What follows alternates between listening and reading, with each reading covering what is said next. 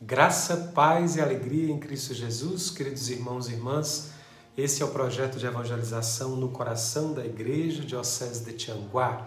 Eu convido você a se inscrever em nosso canal no YouTube, a ativar o sininho das notificações, a acompanhar também as nossas postagens no Facebook e no Instagram. Uma internauta nos fez a seguinte indagação: é recomendável ou lícito fazer promessas a Deus? Vejamos o que o Catecismo da Igreja Católica nos ensina sobre o assunto. Parágrafo 2101. Em várias circunstâncias, o cristão é convidado a fazer promessas a Deus. O batismo e a confirmação, o matrimônio e a ordenação sempre as contêm. Por devoção pessoal, o cristão pode também prometer a Deus este ou aquele ato, oração, esmola, peregrinação, etc. A fidelidade às promessas feitas a Deus é uma manifestação do respeito devido à majestade divina e do amor para com Deus fiel. Parágrafo 2102. O voto, isto é, a promessa deliberada e livre de um bem possível e melhor feito a Deus, deve ser cumprido a título da virtude de religião. O voto é um ato de devoção no qual o cristão se consagra a Deus ou lhe promete uma obra boa. Pelo cumprimento de seus votos, o homem dá a Deus o que lhe prometeu e consagrou. Os Atos dos Apóstolos, por exemplo, nos mostram São Paulo preocupado em cumprir os votos que fizera. Parágrafo 2103. A Igreja atribui um valor exemplar aos votos de praticar os conselhos evangélicos. A Mãe Igreja alegra-se ao encontrar em seu seio muitos homens e mulheres que seguem mais estreitamente o despojamento do Salvador e mais claramente o demonstram, aceitando a pobreza na liberdade dos filhos de Deus e renunciando às próprias vontades. Submetem-se eles aos homens por causa de Deus, em matéria de perfeição, além da medida do preceito, para que mais plenamente se conformem a Cristo obediente. Em certos casos, a Igreja pode, por motivos adequados, dispensar dos votos e das promessas. Caríssimos irmãos, desde os tempos do Antigo Testamento há o costume de se fazer votos a Deus, mas sempre houve também sérias recomendações a esse respeito. As Sagradas Escrituras nos dizem: mais vale não fazer voto que prometer e não ser fiel à promessa. Eclesiastes capítulo 5, versículo 4. Veja que o próprio apóstolo Paulo fez promessa, submetendo-se, por exemplo, às obrigações do voto do nazireato.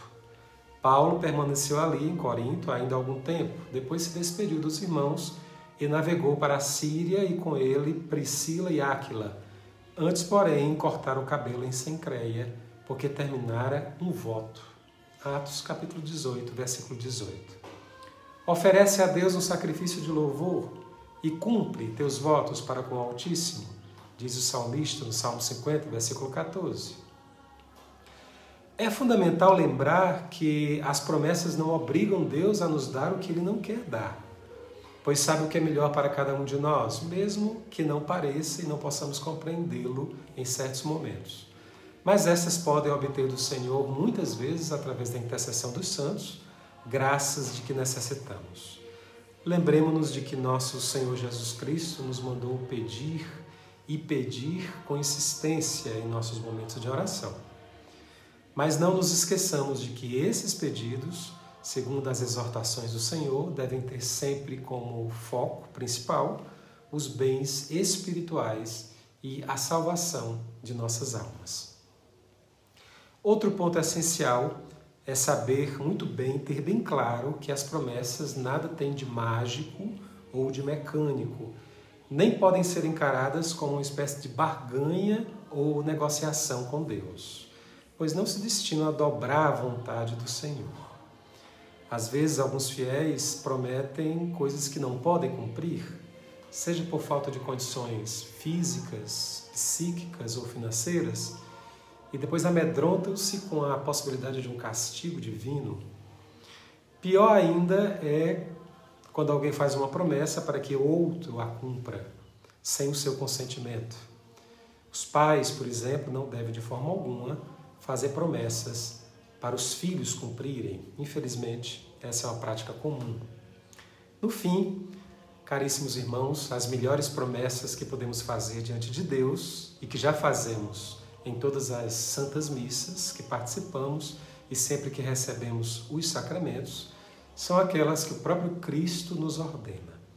A oração, o auxílio aos necessitados e o jejum, conforme vemos no Evangelho de São Mateus, capítulo 6, versículos de 1 a 18, que são reflexo das virtudes teologais, que são as mais perfeitas virtudes que podemos ter e cultivar: fé, esperança e amor ou caridade.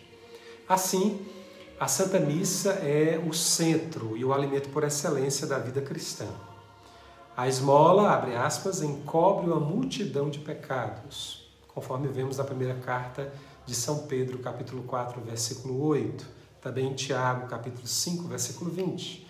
O jejum e a mortificação purificam e libertam das paixões o ser humano. O Salvador disse ainda que certos males só podem ser eliminados pelo jejum e pela oração, conforme vemos no Evangelho de Mateus, capítulo 17, versículo 21.